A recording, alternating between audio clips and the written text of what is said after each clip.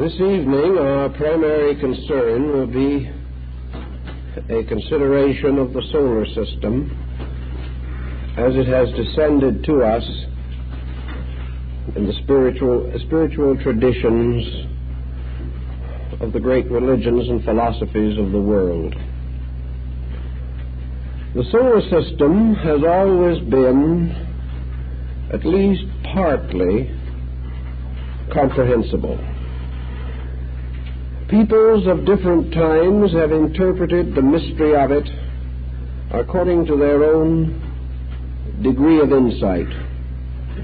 But certain astronomical phenomena were discovered at a comparatively early date, and while it was not until a few hundred years ago that our present astronomical pattern came into general acceptance, there is no doubt that ancient man intuited a great deal of what we call the modern science of astronomy. He probably could not pass a test according to our present standards, but he may also have possessed what modern astronomers do not have, and that is the inward experience of a living universe. To most modern people, even though they may actually deny the literalness of the statement, to most of them, the solar system in which we live is at best only an environment. It is a place larger than the back 40 acres of 19th century agriculturists, but still a place.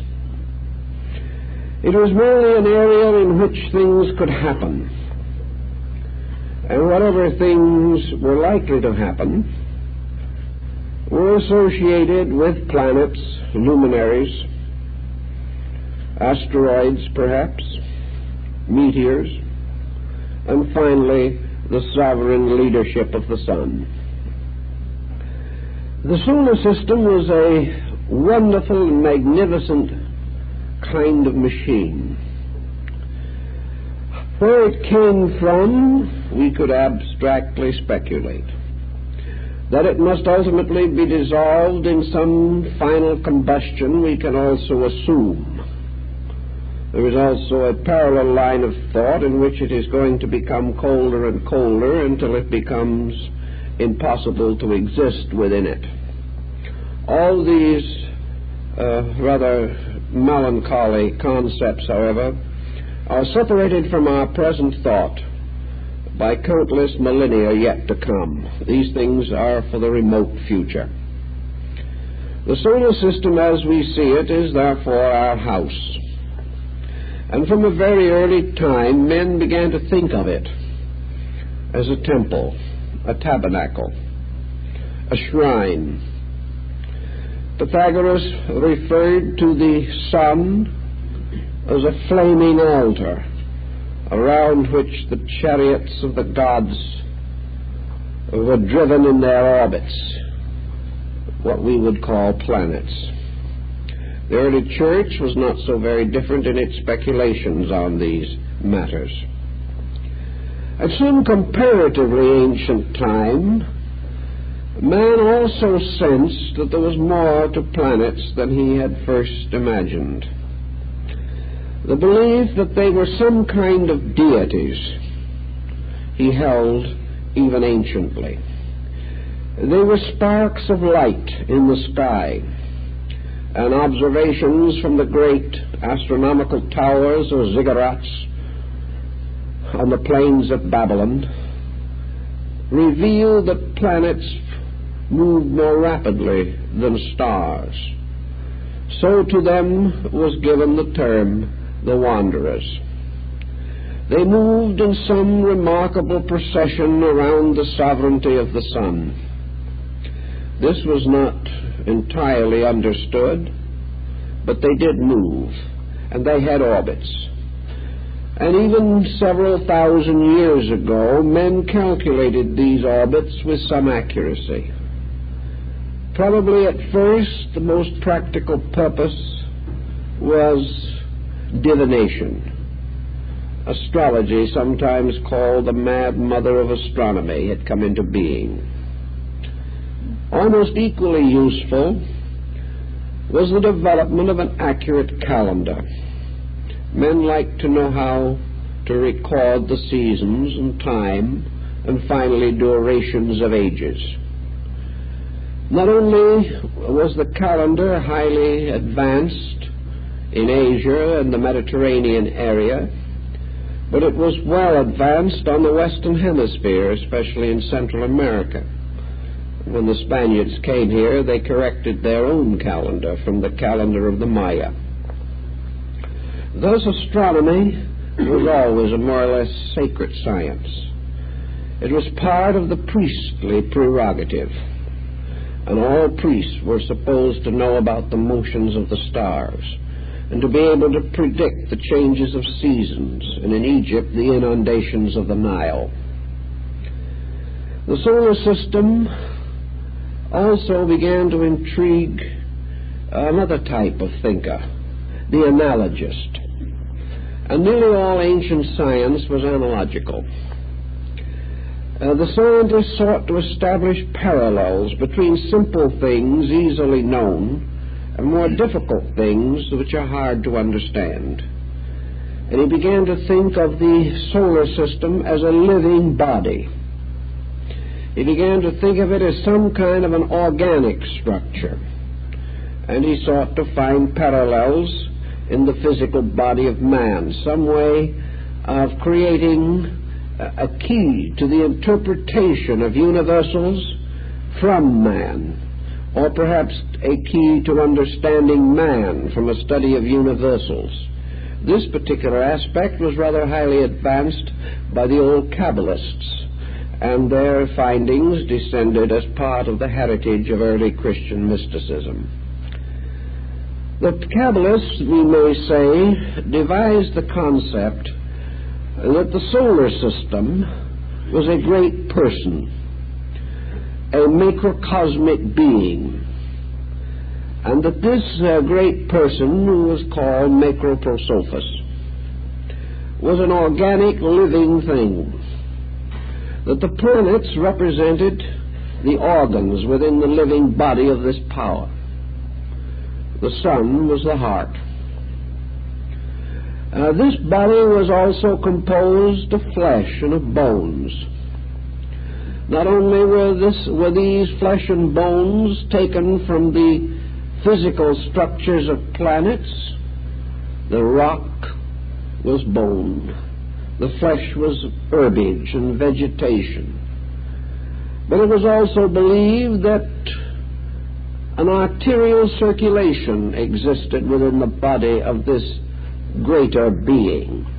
Energy moved in courses like great streams descending from the sun. Energy did not simply dissipate itself in an infinite diffusion. It was actually distributed by some kind of a mysterious arterial or venous system. And in order to provide some kind of an attenuated substance in which this energy might flow without being dissipated, our ancient brethren developed the concept of ether as an invisible element, as a hypothetical medium by means of which forces and energies otherwise irreconcilable could be brought together in a common state or condition. To the alchemists, the solar system was a kind of tree which grew up, and the planets became the symbols of the sacred metals and the various chemicals used in the preparation of the wise man's stone. The planets were also elements of a great theory of medicine in China. In India also, the planets and their orbits provided the key for music and the musical modes. And nearly all Chinese and other Oriental instruments are arranged according to a concept of planetary interrelationships. Pythagoras had the same concept when he broke the monochord, or the single string with frets, and arranged these frets according to the old concept of the planetary orbits. In all, the solar system became a kind of general source of analogical knowledge. Today we are inclined to think that this is all more or less a superstition. We are loath to admit that we might be living within a vast cellular organism. But the more we study cells and molecules and atoms and electrons and ions, the more it becomes evident that there are analogies between the solar system and the minute structures which make up the mass of matter as we know it today. We are also becoming more aware of the fact that there is no such a thing as any inert substance. Everything is living material, made up of life, and therefore it would hardly be proper to think of the solar system anymore as dead. It would be better to think of it as a vast area of life, perhaps an area of seminal life, that is, life in the form of seed life, which could, under certain conditions, unfold its own potential, and from each seed might spring another solar system in the course of infinite ages. The Hindus, of course, did not like to think of a solar system wandering around lonely in space, so the Hindu proceeded to populate space with an innumerable family of such solar systems. They might differ in detail, they might vary in size, but they were a kind of creation, just as man is a kind of creation.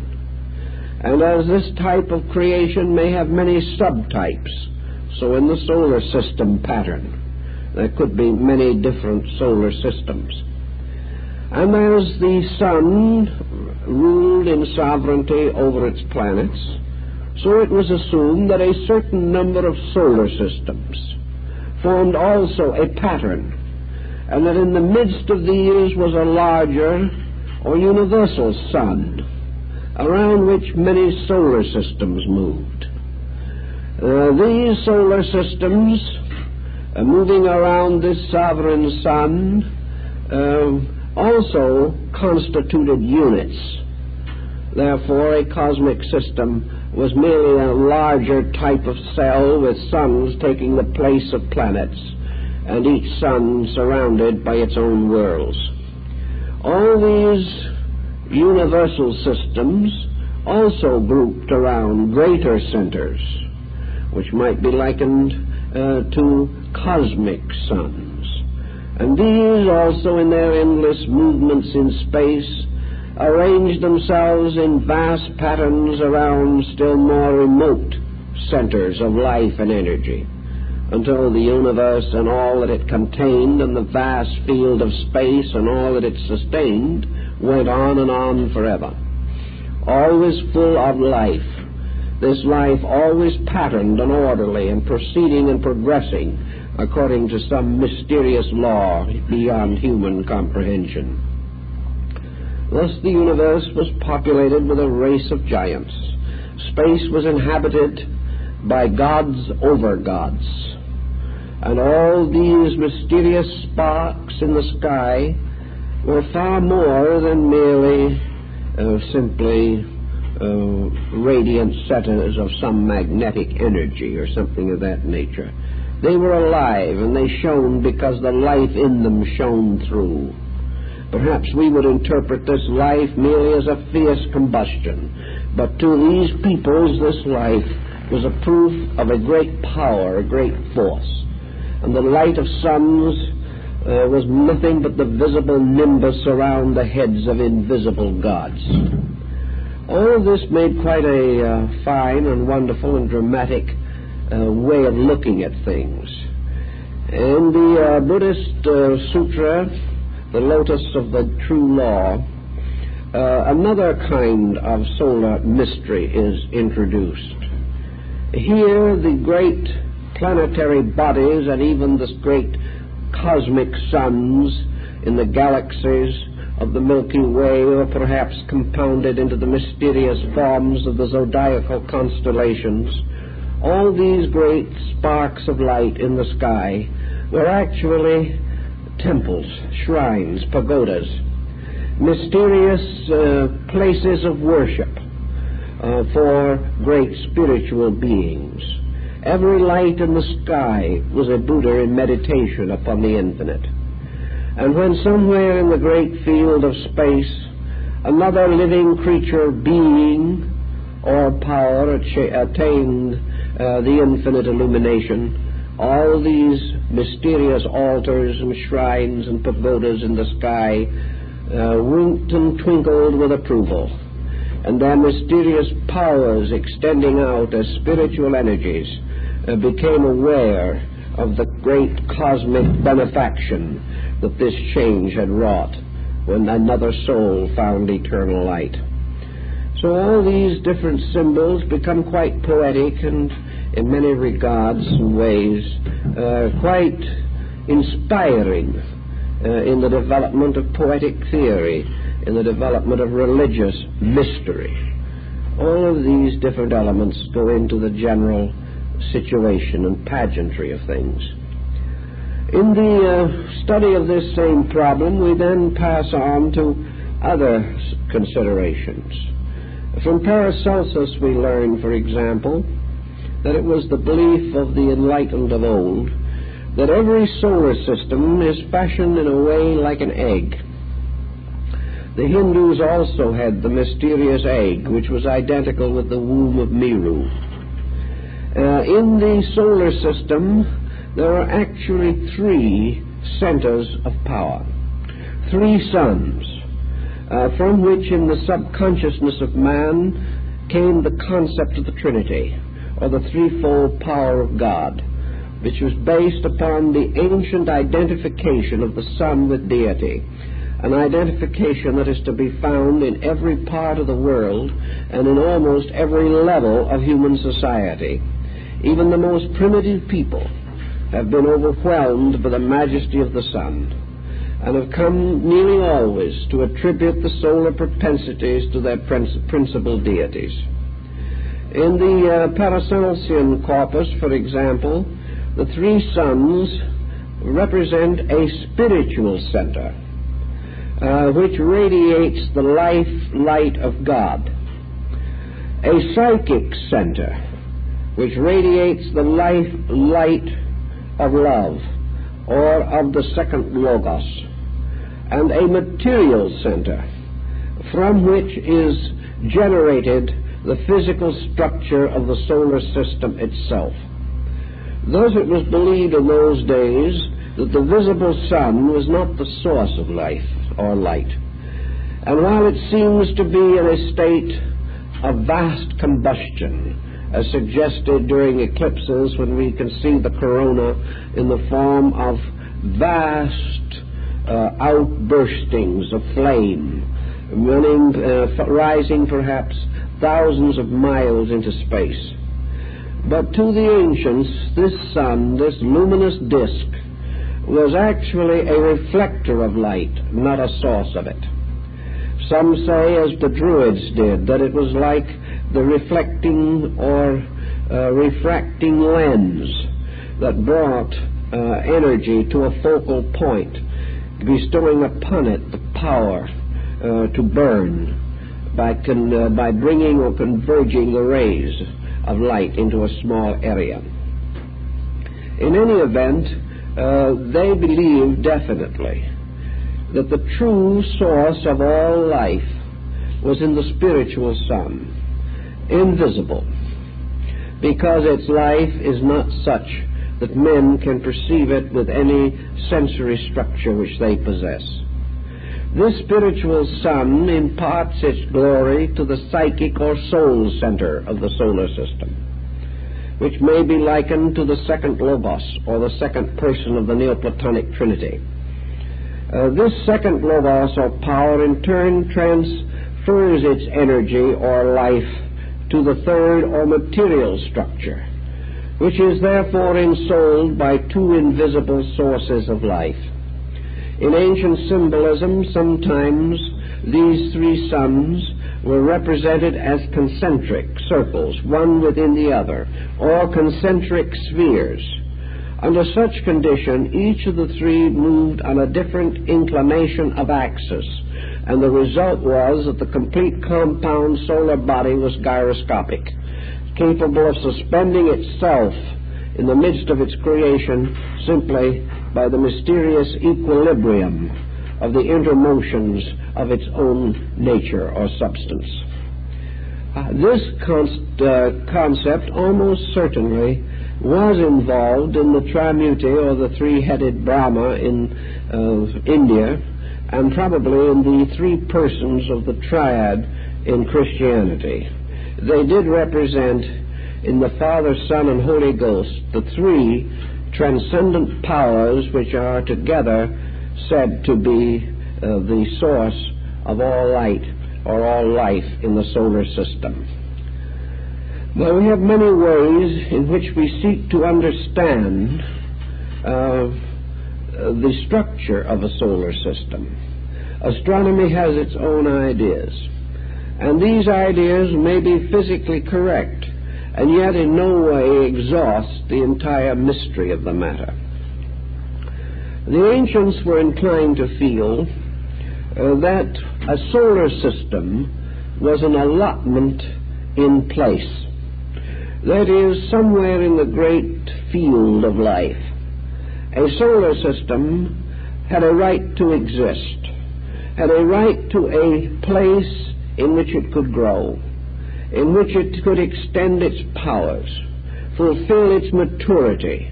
In other words, like the optimistic human being, the solar system more or less liked to believe that it had a home, a little part of this great space in which all things exist.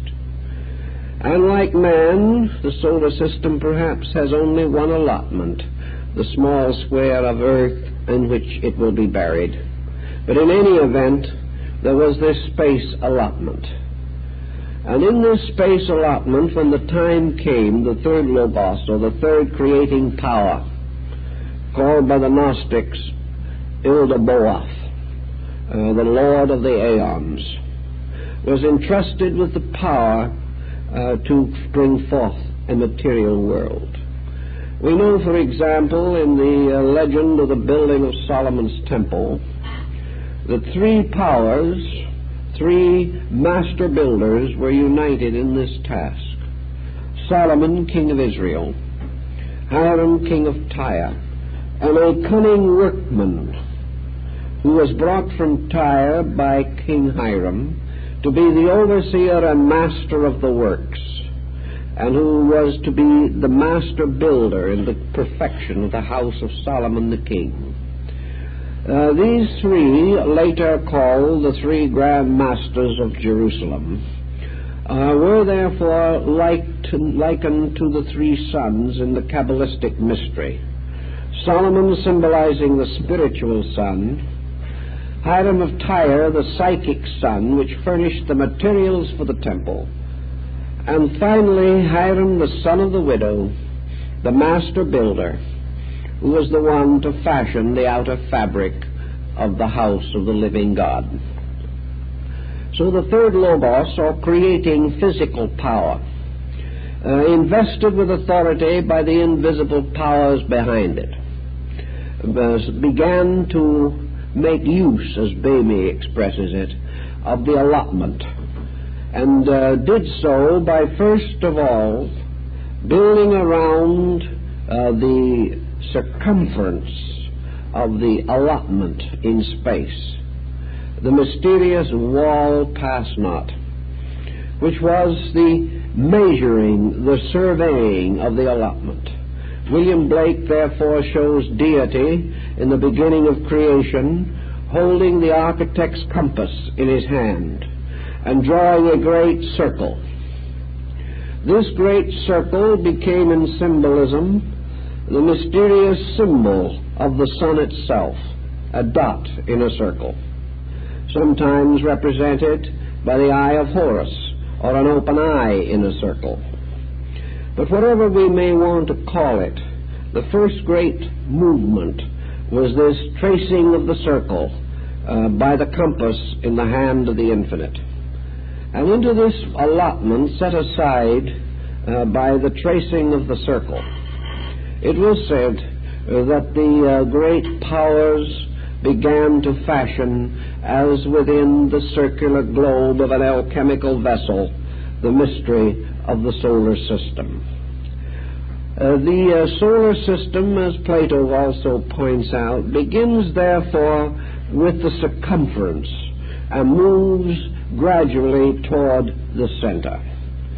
The wall of the solar system was what the ancient Kabbalists and mystics in the valley of the Euphrates referred to as the wall of heaven. And we find this same thought restored to us in the Apocalypse of St. John and in Muhammad's mysterious night journey to heaven. Also the story of Istar descending through the 7 gates of the 7 worlds in the Babylonian theology. The first and most mysterious power, therefore, of this wall, as St. John points out, is that it divides the universe into, or the solar system more correctly now, into 2 parts. And this division is suggested in the opening chapters of Genesis, when the waters which were above the heavens were divided from the waters which were beneath the heavens. Outside of the great ring, Ptolemy and the other map makers and geographers of old time assumed there to be only the spiritual universe. This spiritual universe was the abode of the heavenly hosts. Here, somewhere in space, was the eternal throne of God. Here the elders knelt before the throne, and here the Lamb stood as the eternal sacrifice to a world of relapsed lives. St. John, therefore, describes the little ladder that leads up to the wall of heaven, the door that goes through the firmament into that which is above and beyond. Outside of the ring that was set up in the allotment of space, the heavens themselves were therefore vastly diversified into 3 great rings, which were called the rings of the constellations. 12 of these constellations formed the zodiacal band and girdled the globe, which was to be the solar system. 12 other constellations were gathered to the north to form the stars of the northern hemisphere, and 12 others to the south, forming the constellations of the southern hemisphere. These 36 constellations, 12 in the middle boundaries, 12 to the north and 12 to the south, made up the 36 decans or divisions of the zodiac in the philosophy of Babylon. This great zodiacal band, therefore, was really the symbol of the sovereign government of that which was above and beyond the solar system. Here the great gods sat in endless meditation upon this little bubble and all it contained.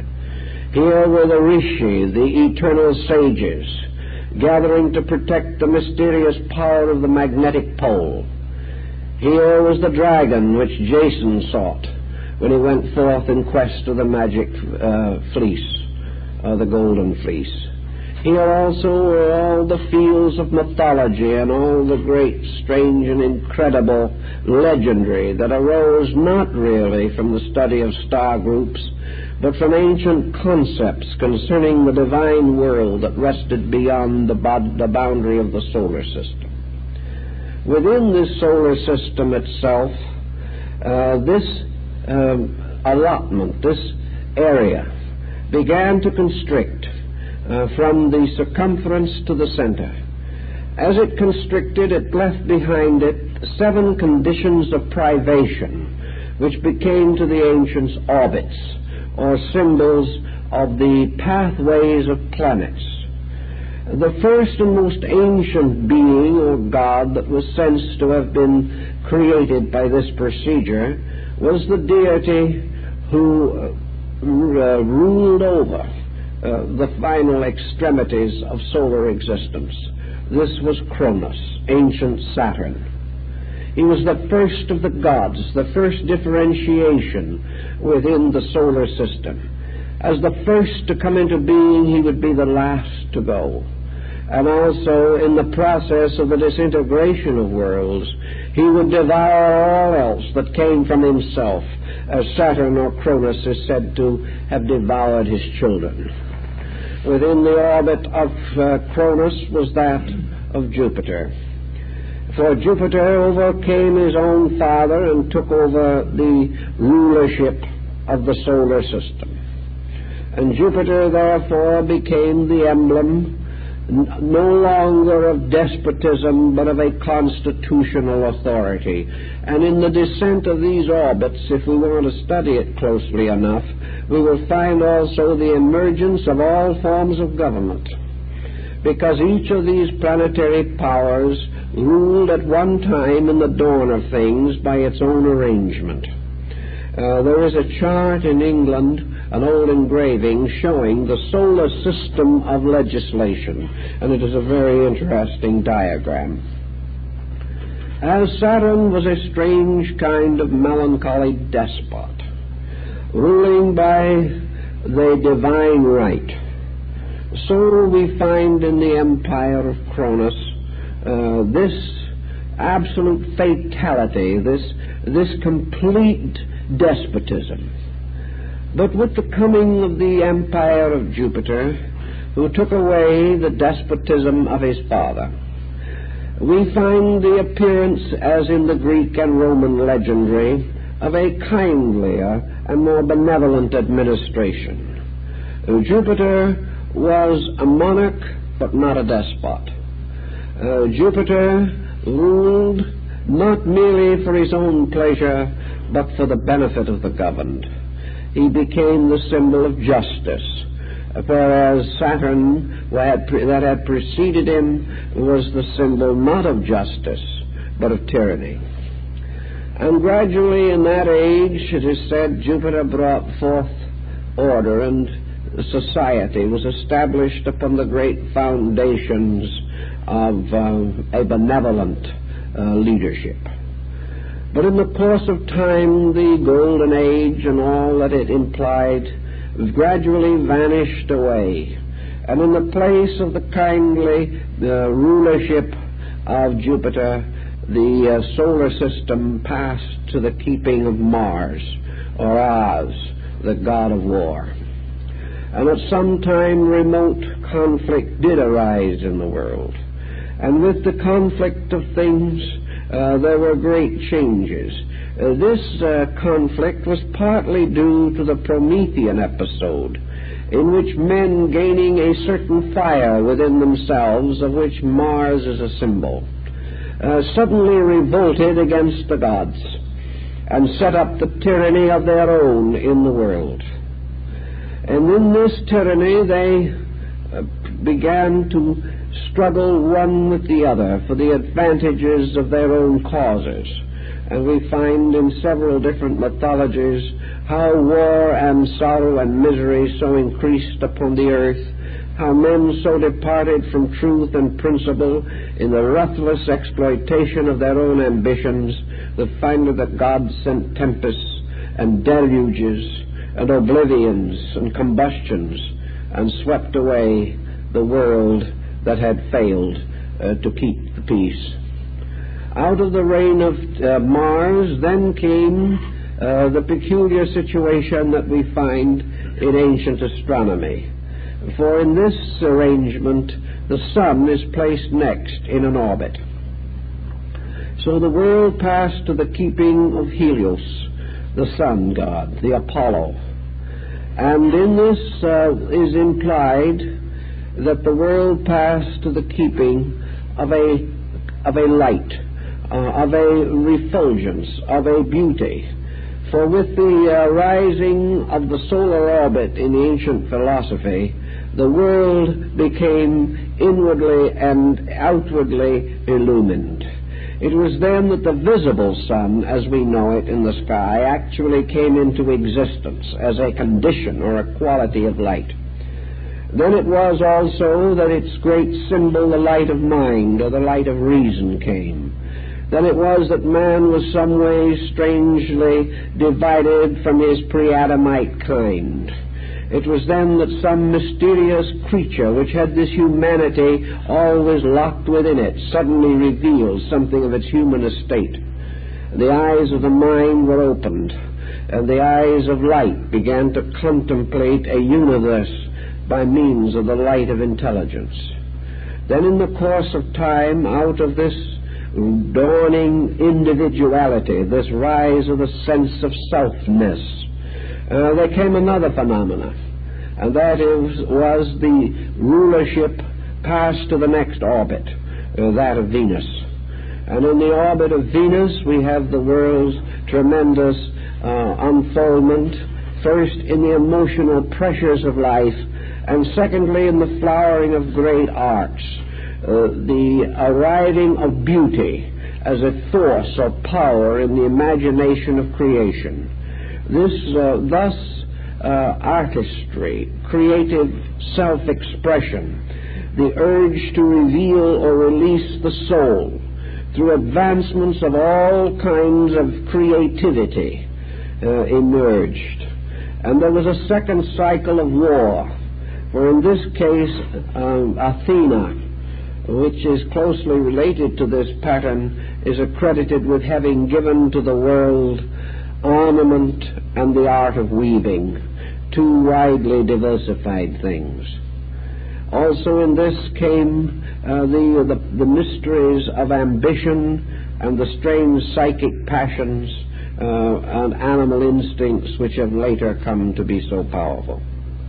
After this, the next orbit of the planets arrived in its proper and due sequence, and we had the orbit of Mercury, and the world was turned over to the rule of the intellect. Here mind began to take over all other considerations. The light of reason passed into darkness, and in its place was the dim candle flicker of thought, of intelligence as we know it. Everything then became a matter of formulas, of terms and words. With the coming of the orbit of Mercury, Cadmus is said to have invented the alphabets, and all the writings and readings of mankind. The sciences came into being, and all other forms of exact knowledge.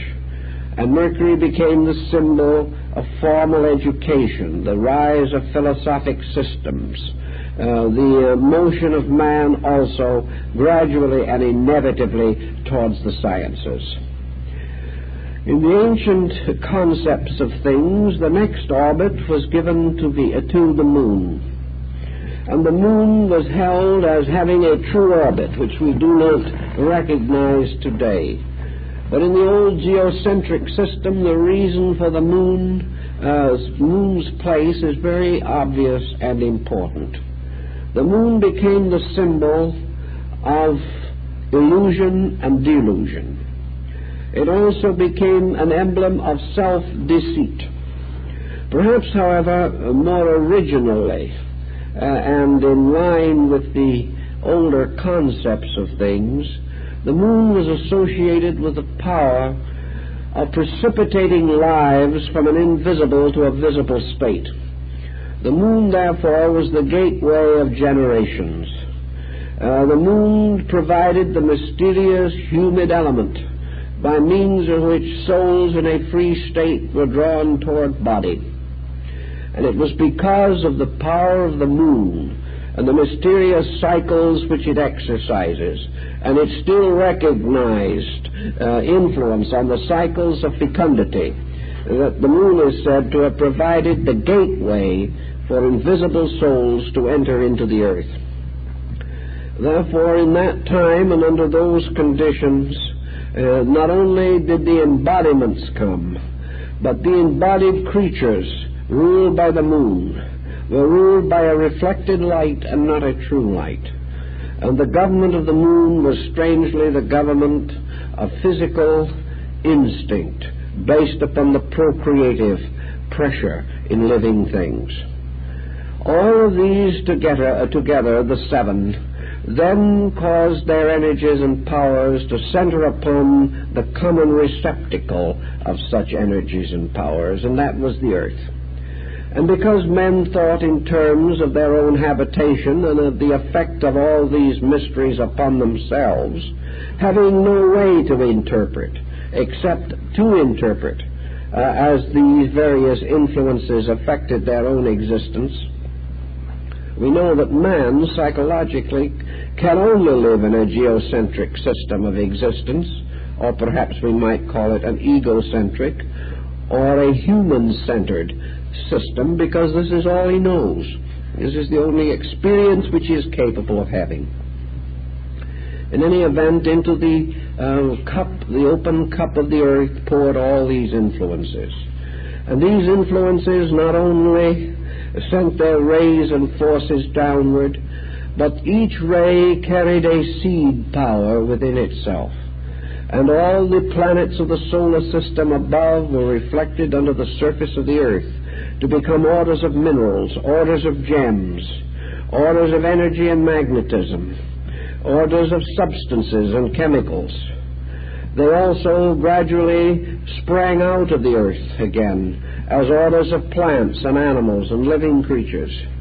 And everywhere within creatures, these seven again repeated themselves in the rising of sensory perceptions, in the release of powers, in the building of organisms, each of which was a septenary structure in itself. And from this we have the whole great pattern of septenaries, which, due to the divisions within them, also provided the law of octaves.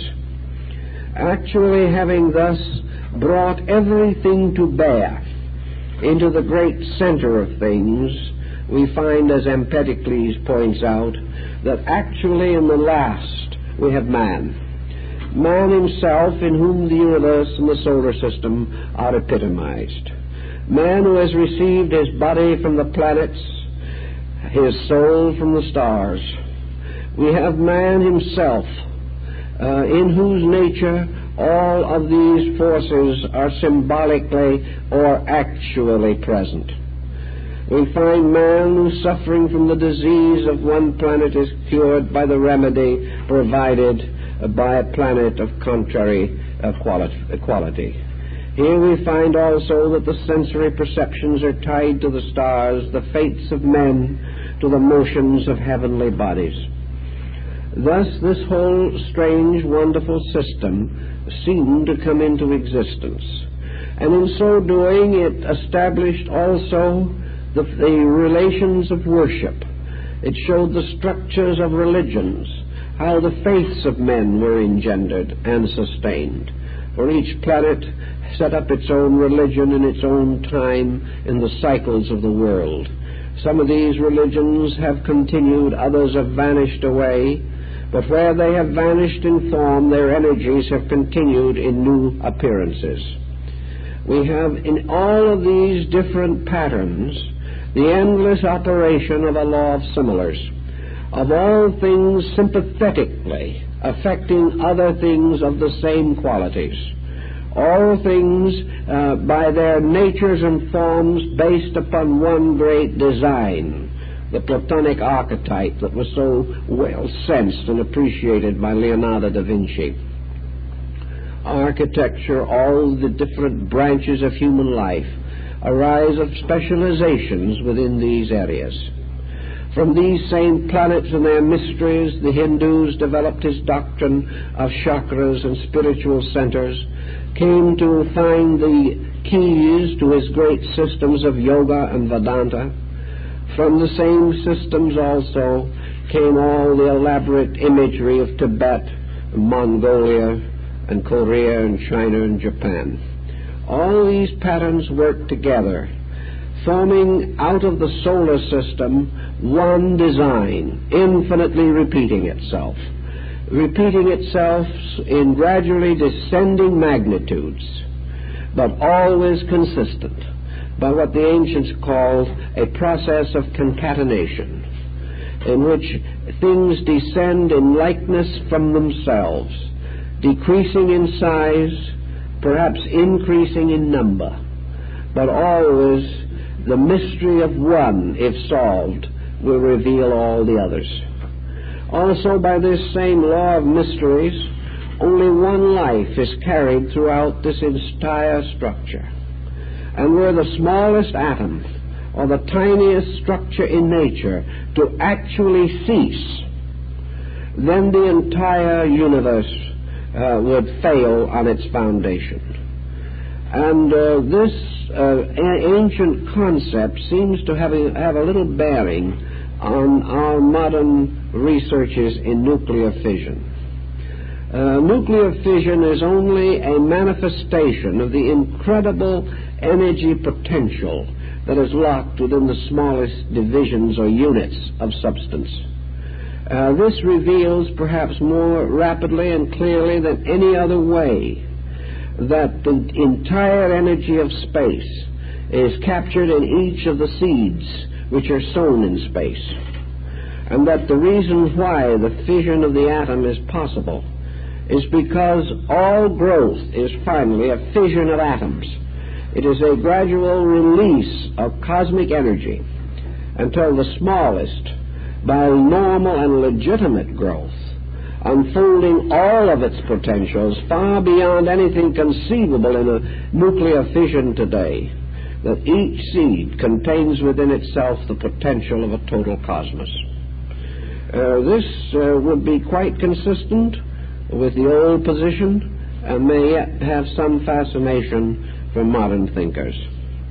As the universe and the solar systems that make it up moves in its endless march across the great fields of space, another interesting point is presented, namely that growth has to be according to this ladder of John, or this ladder of Muhammad. Evolution is the motion again from the center to the circumference. When all the great energies in the field set aside for the solar system were condensed, drawn together, or centered in the form of the physical sun, this sun became a vast compression of the energy that had otherwise been diversified over a large area.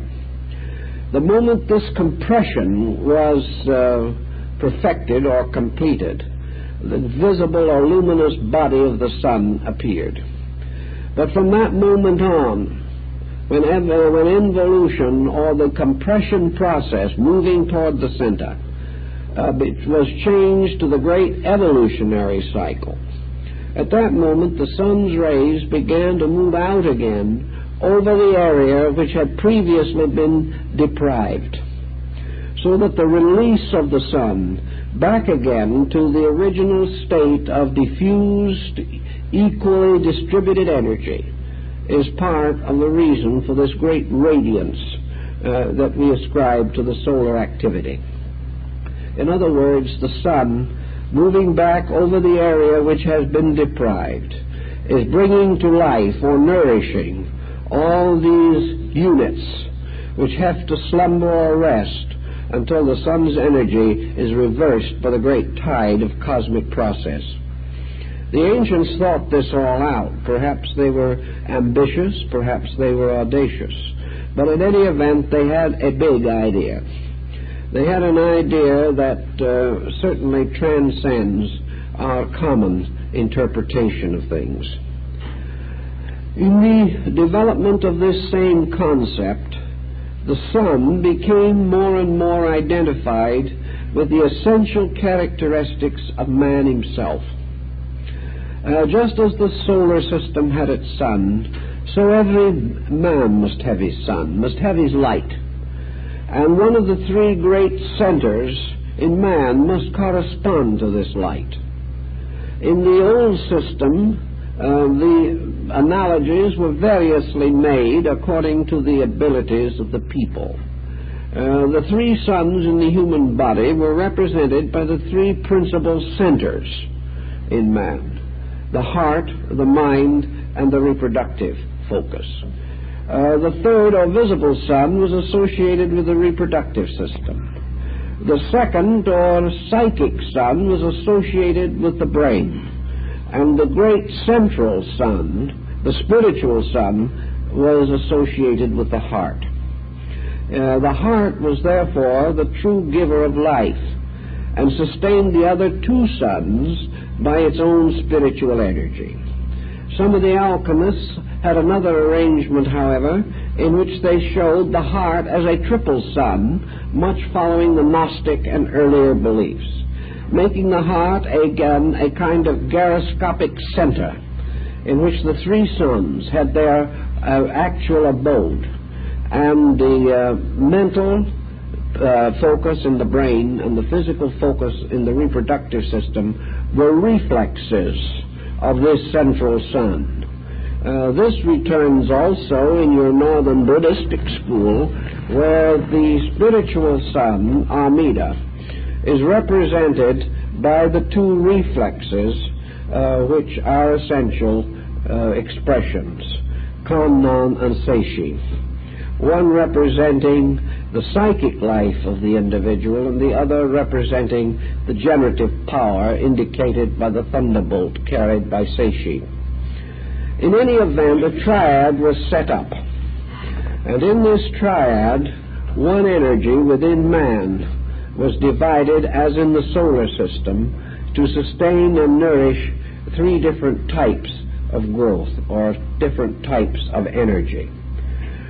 Actually, according to the old Hindus, there is another interesting point, namely that the solar system, with all this elaborate process going on in it, and these processes are innumerable and are not in conflict with each other, that the solar system truly represents a great womb, a great place for the prenatal development of sons. Therefore, that actually, to use an old Hindu statement, only the sun itself is born. The planets are embryos. These embryos actually signify unborn sons. Therefore, each one of them is attached to the solar center by an invisible magnetic umbilicus, which enters each of the planets itself magnetically at the North Pole and provides the luminance or energy necessary to maintain the planet. Each of the planets, therefore, is in a prenatal state, nursed by the sun, and will remain in this state until it is born, at which time its magnetic field will reverse in the same way as the circulation of the blood in the embryo. In this also, the fact that the planets are not born is carried on as a thought further into the Hindu cosmogony. In the magnetic fields of the planets, 5 magnetic fields are recognized or identified. These magnetic fields surround each one of the planets. But by means of a little trick in mathematics, these magnetic fields have been increased in number to 7 by dividing 2 of them in half. That is, into an upper and lower level, as in the case in man of the emotional nature, which is described as the higher and lower emotions, and the mental nature described as the higher and lower mind. But actually this is something of a subterfuge, because the complete septenary is only symbolically implied. In the ancient system, each planet has 5 magnetic fields, the sun providing the 6th and 7th, so that actually there are only 5 separate bodies for planets, magnetic or invisible bodies. And the 6th and 7th bodies have not been individualized, and they remain part of the magnetic field of the sun. It is when the 6th and 7th body have been identified, or individualized that the planet is actually born and becomes a sun. Until then, it depends for its life and nutrition upon the solar center. All this is also referred to and discussed in the great symbol systems of antiquity. And for instance, we know that in Buddhism, the 5 Dhyana Buddhas are recognized, the 5 great spiritual meditating lords, but the 6th and 7th, though known to exist esoterically, are not listed or are not revealed. These represent the 2 powers of life in an evolving planet that have yet to be individualized from the solar body. Man also has the power of a septenary of sensation, 7 senses, but only 5 of these have been individualized, the other 2 belonging to the psychic field of the planet itself. Thus, everywhere in the present state of mankind, all septenaries consist of 5 operating and 2 suspended powers. This is because they all go back to the solar system with its 5 individualized and 2 unindividualized essences. What is the ultimate power of a solar system to be understood as consisting of? In the ancient times, Plato, many others, referred to the solar system as the divine animal. The Chinese have a very good idea of this. The solar system is a being. The solar system is alive. And the solar system is the peculiar deity ruling over everything that exists within it. Therefore, the basic nature of a religion must be associated to the nature of the creation evolving in a solar system. If we get to other planets, as we may someday, it's not at all impossible, we are going to find, however, that intuitively and psychically we have accord with all beings on other planets. I think this idea of a malignant race somewhere in space waiting to conquer the earth is in the world of science fiction. Actually, man's 6th and 7th sensory perception must be held in common with the equivalent on all other planets of the solar system. Every planet may develop a kind of life which has sensory manifestations of its own, and they may be entirely different from ours. These beings may have the equivalent of 5 sensory perceptions. If they are comparatively young, they may not have individualized as many to the same degree that we have. If they are more advanced, they will have individualized them perhaps past anything we have achieved.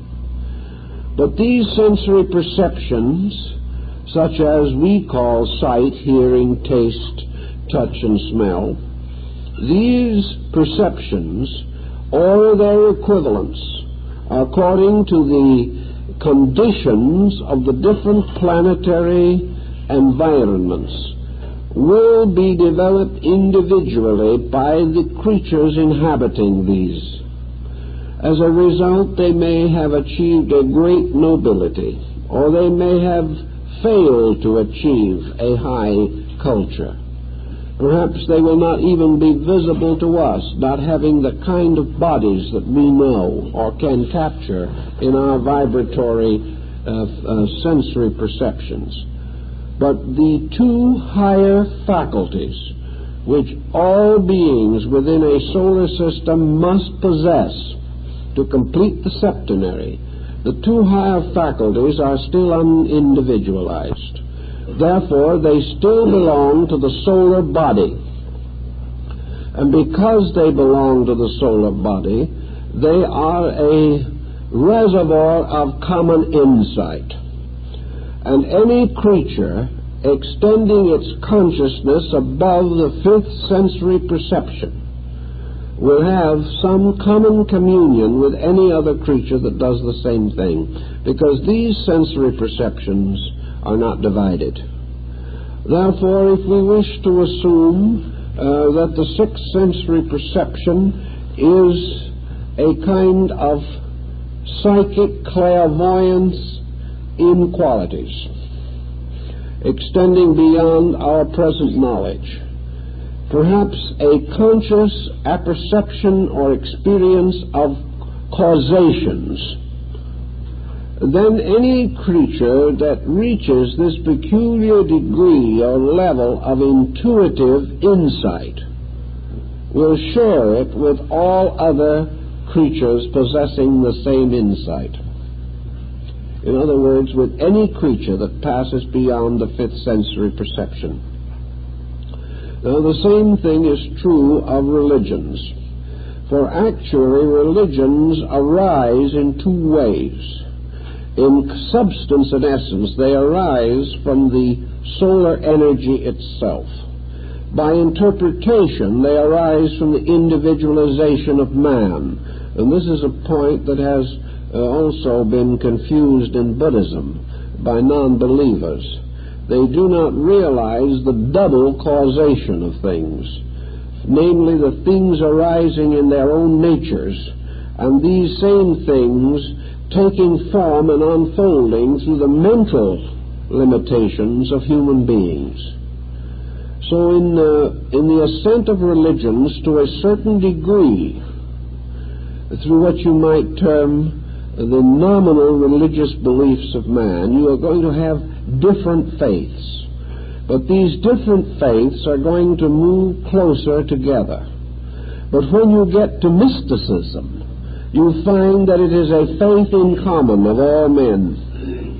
And when you get beyond that to the highest levels of esotericism, you find there is no conceivable difference in religious conviction. Thus we have in all these different areas, we have 5 differentiated elements following the old order of earth, fire, air, water, and ether. We also have 5 differentiated elements recognized in China. They are slightly different from ours, but constitute the same gamut. Then we have 2 unrecognized basic elements. And these 2 also constitute, finally, the highest environmental factors holding forms, bodies, and structures together. They are the great cohesives. We have 5 recognized ether factors, so-called hypothetical, but actually real. We also have 2 higher forms of etheric integrations, which bind things together rather than binding together the parts of single things. Thus, in the solar system, we have a very elaborate and very useful purpose in the unfoldment and perfection of life. It has been noted from the beginning also that the processions of planets, the motions of seasons, and all the other phenomena that we know have together constituted religious ritual. We know that the High Mass is a solar ritual. We know that practically every part of the religious symbolism of mankind relates to the parts of the solar system and their rhythms and relations with each other. It was only in comparatively a short time ago, however, a few centuries, that Kepler made one of his most vital discoveries.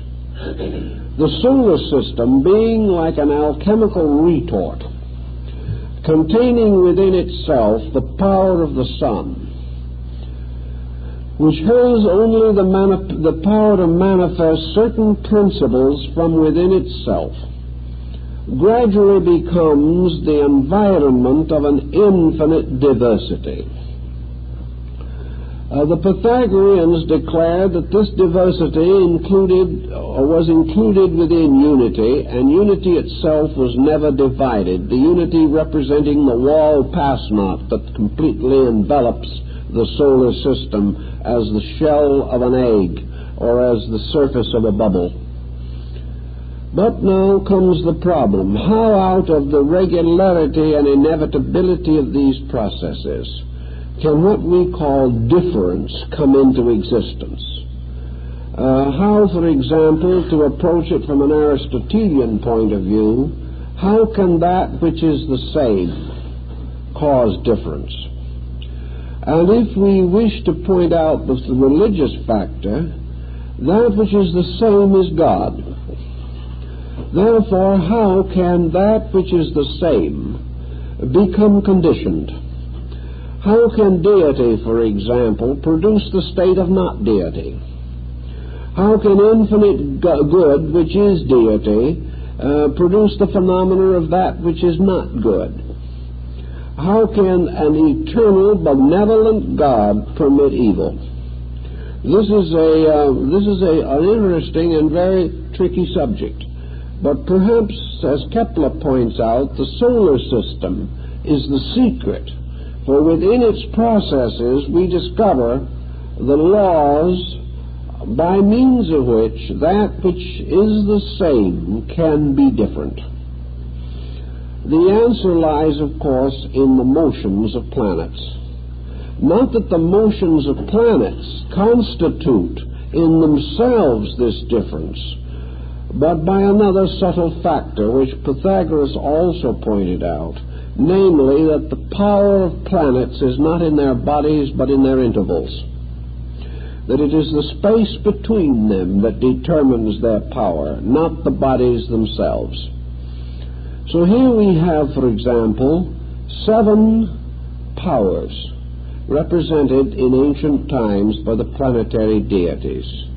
In the astrotheology of the ancients, these 7 powers were fixed. They were manifestations of the power of the solar logos. There was nothing that they possessed that was different from what he possessed. He was not deficient in anything that they could contribute. They remained as they were, each a manifestation of one phase of the divine nature. None could be better or worse than their natural endowment. None could be more or less than that which was their own nature. Therefore, even though they moved and fluttered in space or went whirling around their orbits forever, they could cause, by the more common thinking, no difference, because it made no difference how they moved or where they moved. Their natures did not change. And if their natures did not change, then in the common thinking of man, there could be no difference or separateness set up by them. But what happened, as Kepler found, was that things, the natures of which do not change, produce difference by their relationships with each other. The things themselves do not change, but the angles of incidence of energy motion and the directions of motions do change.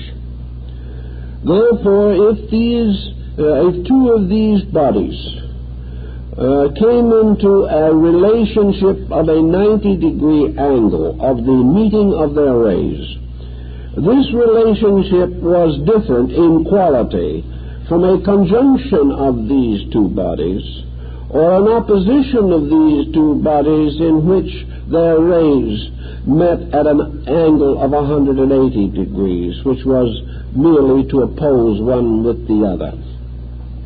Consequently, all relationships were due to these movements of similars, in which things never changing of their own nature create immutable and inevitable change by their relationship. A very simple example of that, which we all can recognize, is the fact that the seasonal changes of the earth, winter, spring, summer, and fall, do not mean that there is any change actually in the structure of the sun or in the structure of the earth, nor is there any essential difference in the amount of energy which the sun bestows. But the angle of incidence of the rays of the sun striking the earth will produce the differences of seasons simply because of the inclination of the earth's axis. Yet nothing is substantially changed, only changed by relation of incident. Consequently, the entire universe, solar systems, cosmic systems, space itself, is subject to an infinite diversity of manifestation simply due to this relationship of unchanging parts. By this relationship, all things become differentiated. More forms of life become differentiated than it is possible for us to even imagine. Yet this differentiation in itself is no evidence that anything becomes better or worse. It simply represents difference. This led to certain moral speculations concerning existence. And it points out to us very clearly that all natures have within them essentially the same substances. But conditions due to relationships release what appear to be individualities. This again is a good psychological point, for actually it is relationship, association, and use that determines the development of the differences in human personalities, not a difference in the essential life energy involved. In the Eastern religions and philosophies particularly, the solar system, of course, becomes part of the range of mental phenomena. This means, however, something which I think we have to bear a little thought for, because we are interested in both Eastern and Western philosophy. The idea that some people have that certain Eastern schools simply regard the universe as an illusion, this attitude is for the most part wrong. The ancients, and particularly the Oriental peoples, did not hold that the solar system had no existence. They did not believe that the cosmic systems had no existence. Nearly all of the Eastern systems arise from the philosophies of India, and these philosophies did not deny physical phenomena, nor did they say when a man sat down on a chair that neither the man nor the chair could be there. Actually, this was an exaggeration arising in the minds of interpreters trying to make an absurdity out of a situation that is basically rather sound. The Eastern position on the matter is this. You stand at a certain point, we will say, on the earth, and you look out into the rest of the solar system and perhaps through and beyond it to the regions of the stars. And you look out and you say to yourself, what do these things mean? How are we to interpret the essential natures of these powers? And Eastern philosophy says that with a very limited area of experience at our disposal, that most of this mystery simply cannot be experienced.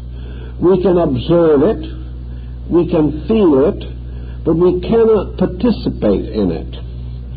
We can have a certain pleasant emotional experience of being out under the stars at night and sensing the magnitude of it all. But the solar system, or even the planet itself, cannot be experienced by man. He can only be an observer of it. He can only look at it with wonder and be profoundly influenced in his thinking by the strange regularities which he beholds. But it is because he cannot experience it that he is capable of massing evidence about it into two distinct schools. He is able to mass one group of evidence on the level of material science and insist that all he is looking at is a vast machine. He is able to gather evidence or amass conviction on another side of the question in which he is convinced that the entire mystery of solar existence is held in the hand of an eternal God. He can see these things as physical processes if he is a physical thinker, psychic processes if he is a psychologist, philosophical processes if he is a philosopher, divine processes if he is a theist.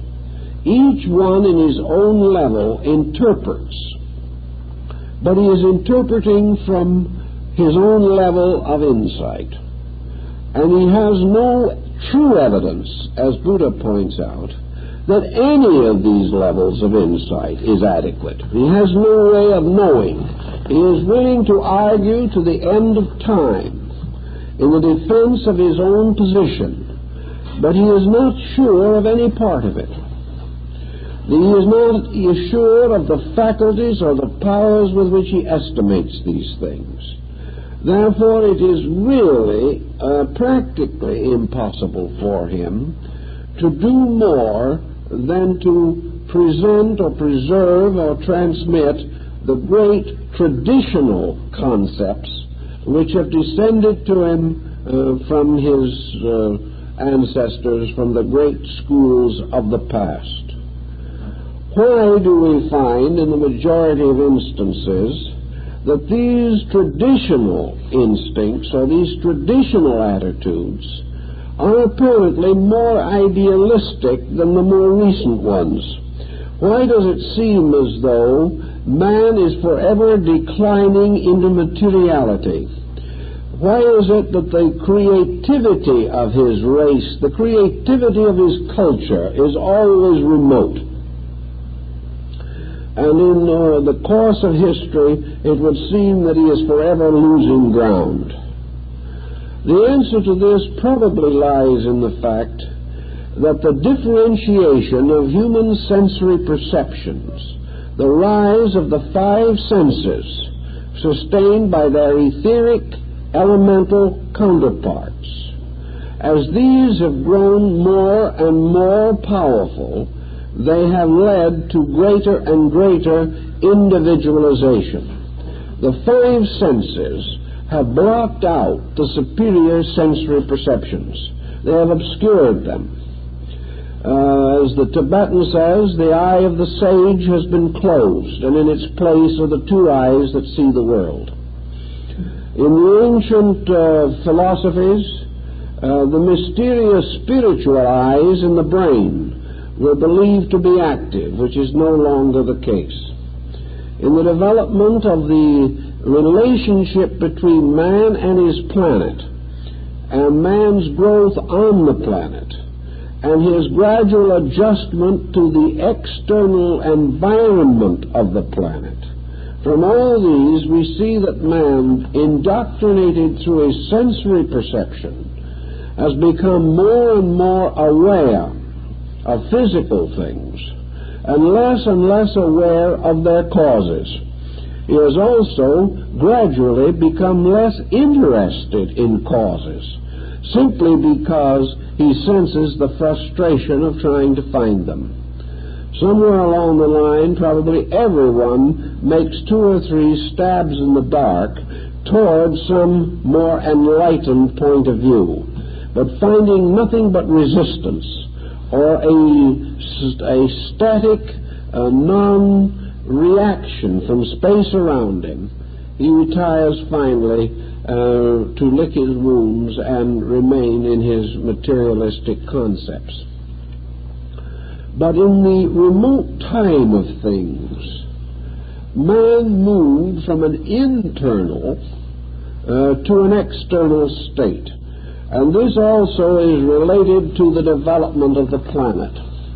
According to the ancient tradition, the planet developed like the fertilized cell of the human being by developing a polar cap, or a gradual descent of crystallization from the north polar extremity of the cell. This crystallization resulted in the emergence of what the ancients called the imperishable land, or the imperishable island. And gradually the development of this planetary form made it increasingly suitable for the embodiment of beings or entities that had previously been suspended in the 7 orbits, or 7 conditions of the invisible body of the earth. The earth entity taking form, coming into manifestation within the solar system.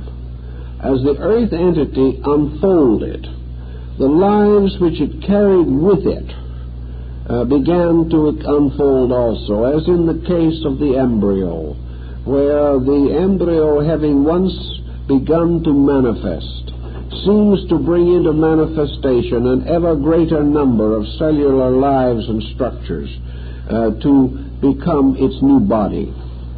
The earth, according to the ancients, as it unfolded, caused these various orders of life to come into embodiment, or come into incarnation. And because 5 have been individualized, 5 have come into life. And this is what we see in our experiences today.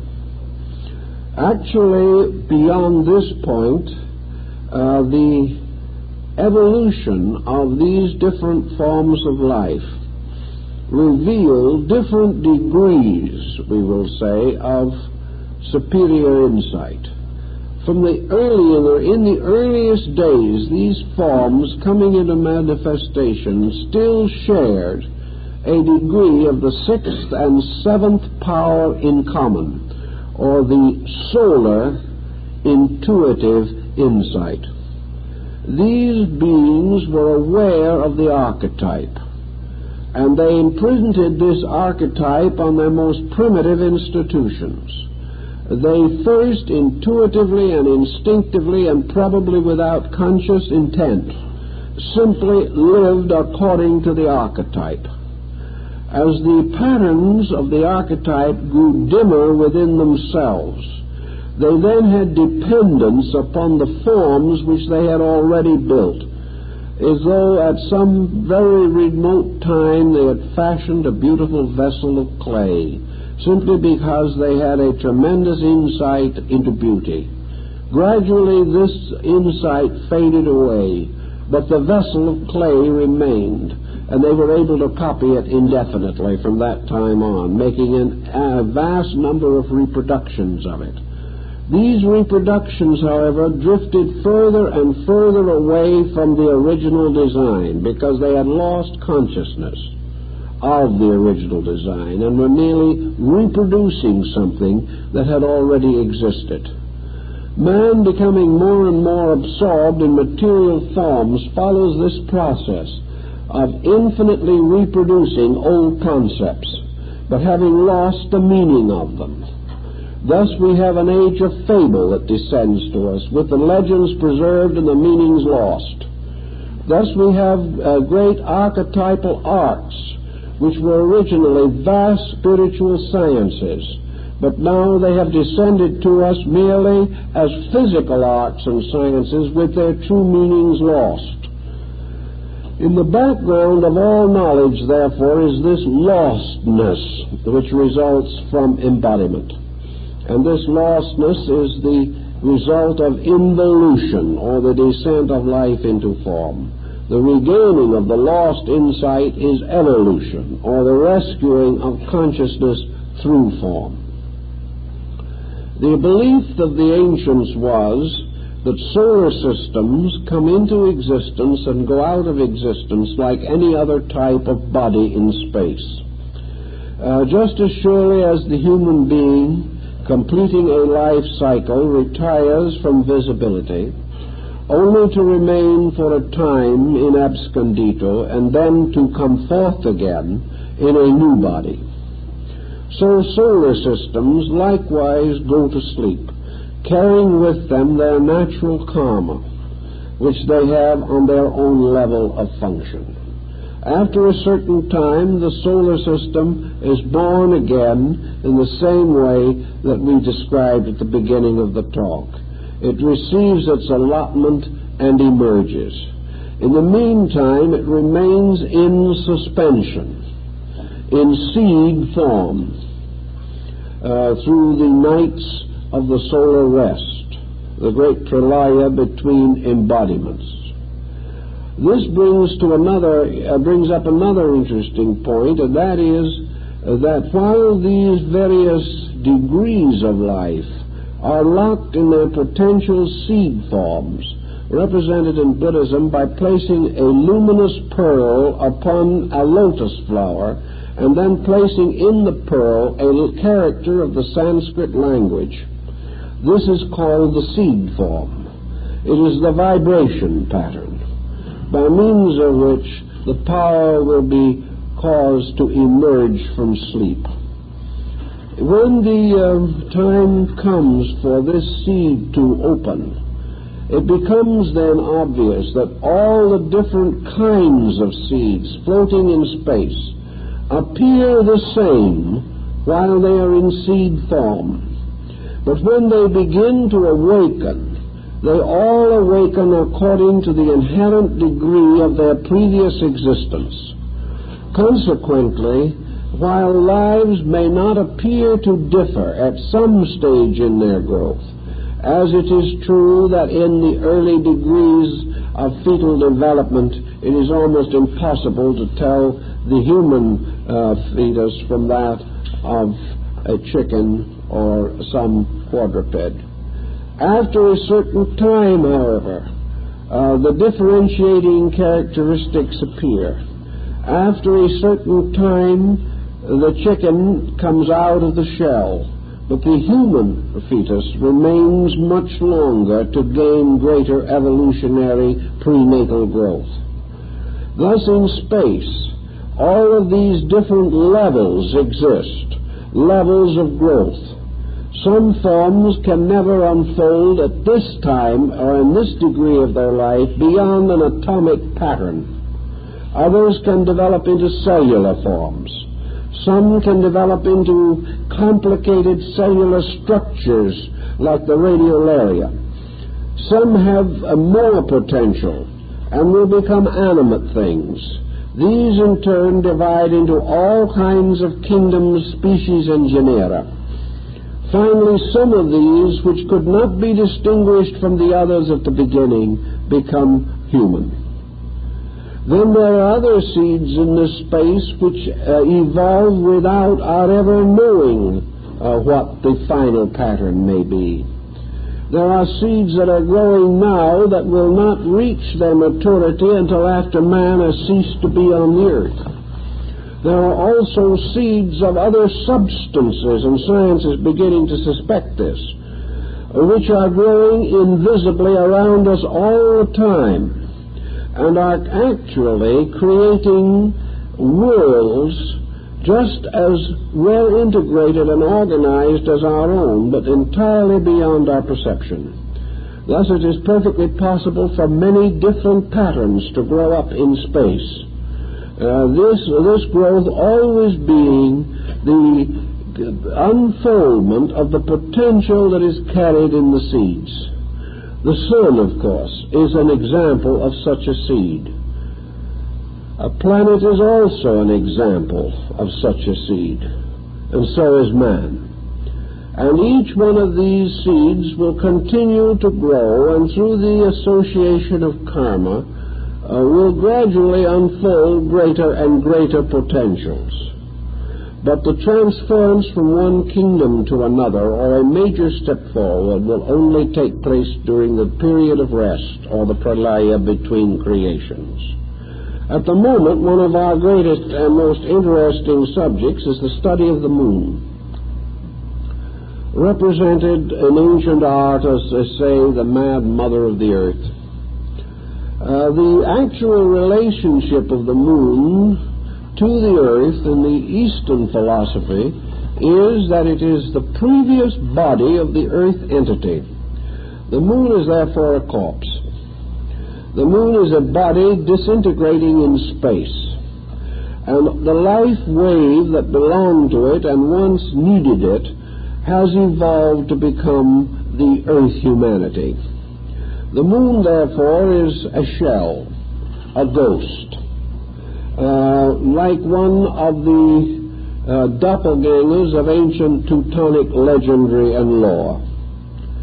This does not mean that the moon is totally dead, any more than a corpse is totally dead. It does mean, however, that the type of life in the corpse or in the moon is residual. It is that which belongs to the smaller organisms or parts from which the major life-giving principle has been removed. The decay of a dead body is an evidence of life, but it is a gradual release of living things from a pattern, and because they are released from the pattern, they gradually become destroyed by lack of the central nutritional power which holds things together.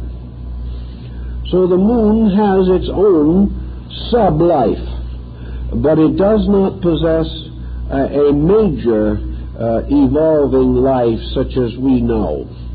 While we are discovering its craters and its well-pocked surface, actually we have learned nothing from this recent exploration of the subject that was not philosophically known thousands of years ago.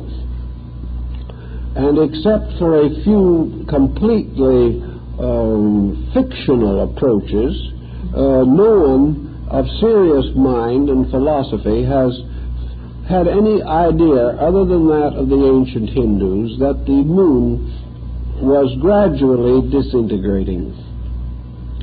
It was like a ghost in a graveyard.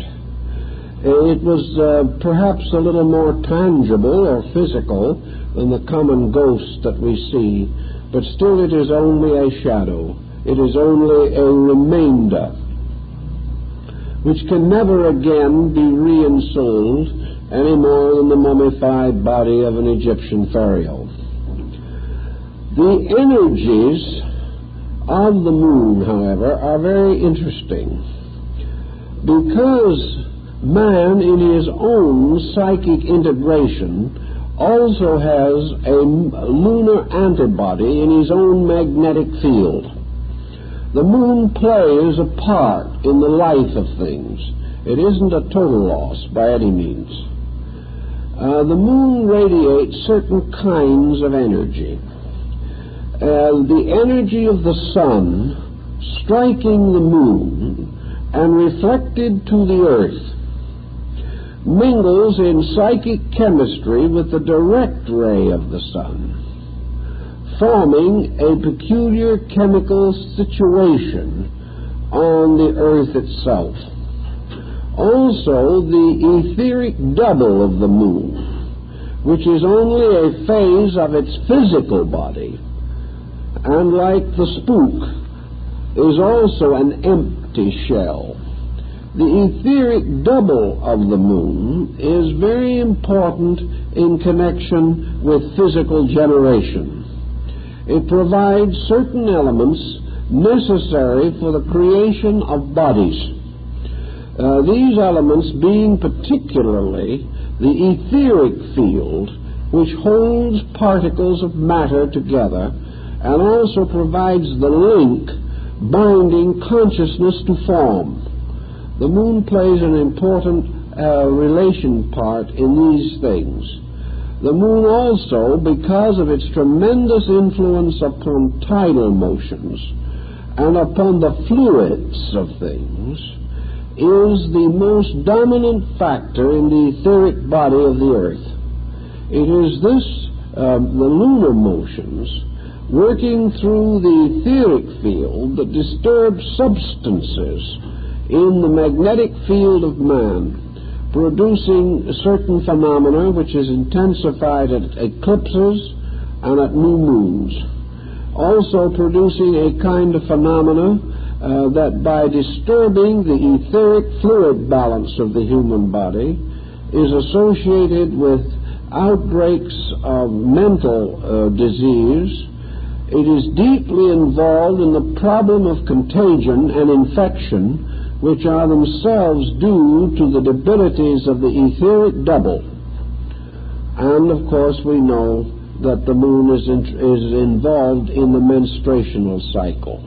These all have to do with the effect upon the etheric double of man, which is the problem involved, because the moon determines the day and night of ether, of the etheric double, as the sun determines the day and night of the physical body. Therefore, it is the moon that determines the cycles of fertility and sterility in the life of all creatures on the earth. The moon also has to do with the psychic field of man in its effect upon imagination. And the imaginative faculties of the mind are to a degree due to the influence of the moon upon the etheric fluids that support both the brain and the mind. Therefore, actually, the effect of the moon is that of push and pull, a gravitational effect creating an imbalance in the magnetic field. Each planet has moons. Some have more than one. In some, however, the moons have disintegrated until only their etheric doubles still exist. When a moon is completely removed, or when a planet loses the last of its moons, and there is no further disturbance of this kind, it means that almost certainly that particular planet has outgrown its etheric inconstancy. Where the moons disappear, the duration of the physical life upon a planet is greater. When the moons disappear, most of the tensions and psychic pressures of a planet are reduced. And if we are to assume that somewhere there is a place where things are immortal, it must be where the power of the moon has been done away with, because the moon is associated closely with mortality. There's one other point we'd like to mention, and that is the rings of Saturn. These were known at a very early time in human experience. The rings of Saturn represent a link between the solar system and that which lies outside of the globe or area set aside for the manifestation of the solar logos. The planet Saturn is a chemically psychic thing which suggests almost nirvana. For the rings are really, according to the ancients, were the bands of ever more subtle vibrations through which entities or beings pass when they escape from the solar system. Therefore, the rings absorb all of the forms of life in the orbits of the other planets, and that which is useless is cast into chaos by the rings of Saturn, and that which has the great spiritual power, or that which has the great evolutionary trend perfected within it, is released through the rings of Saturn into a developed consciousness beyond that which we know here. Therefore, the rings of Saturn bring the solar system into objectivity and reabsorb it again into subjectivity. When Saturn eats all his children, the elements of the solar system, the assimilation and excretion of this procedure is through the rings. And most ancient peoples were very much aware that the rings represented the final breakdown of all things that have to do with mortality, and that the final vestiges of matter are broken up and scattered in space through the rings of Saturn. These rings also form the link between this solar system and the next superior order of life. So with thousands of years of thought and study and a vast amount of interpretation of these matters, the ancients came to some interesting thoughts on this subject, thoughts that can also be adapted to other areas of interest. And while we might not really feel that their position was entirely sound astronomically, let us realize that this wasn't their problem. Their primary problem was the psychology of the universe. Their primary problem was the relationship between creation and mental phenomena, and most of all, the relationship as experienced in the consciousness of man between the human being and the vast evolving patterns of space. Thus, while geocentric astronomy is no longer regarded as accurate astronomically and physically, there is much to indicate that geocentric astronomy is very accurate psychologically, because it deals primarily with levels of qualities, with processes taking place in the invisible psychic structure of things, and not merely the physical processes with which we are acquainted. The physical processes of generation and corruption of life, which we see, is only one aspect, for while this is taking place, while man seems to be going down to the grave, man and the universe are moving upward toward another destiny. And in one level, the energies seem to be classified in a physical pattern, but in the great level of things, the psychological pattern seems to be archetypally similar to the old, arbitrary, psychically revealed structure of the universe. And it is in this older structure that we must seek man's original insight and try to understand how his psychic nature is best represented by one pattern, even though this pattern is inconsistent with known physical scientific formulas. If we can combine these different elements, I think we will gain something of interest. Well, I guess time is up, so we'll see you next week and continue with this arbitrary rambling.